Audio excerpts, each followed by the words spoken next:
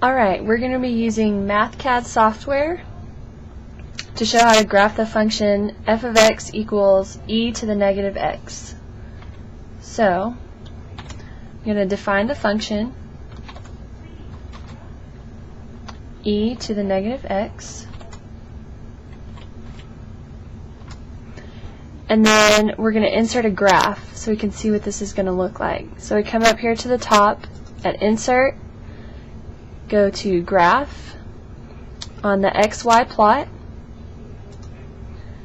and when this appears, all we have to do is type in f of x right here, because we've already defined the function up here. So when we hit enter, the graph will appear.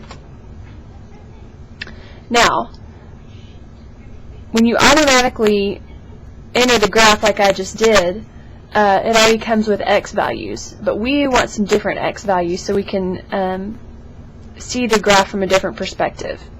So I'm going to come up here, and you have to enter this above the graph. Be sure and do that. But I'm going to say I want my x values.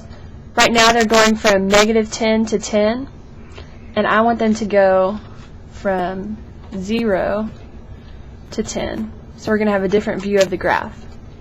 Now, this is similar to the graph that you see on the web page. And what we're going to talk about today is how the limit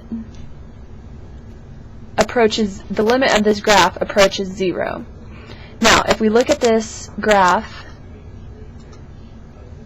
with our x values going from 0 to 1,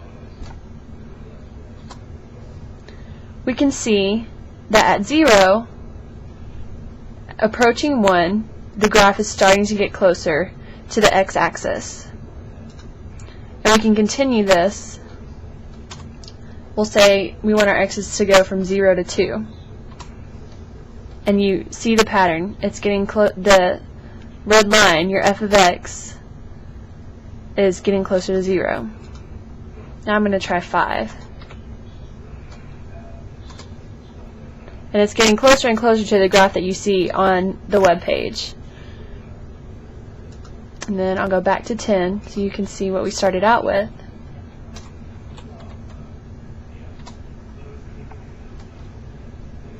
So we can see by just looking at this graph that the limit of e to the negative x is 0.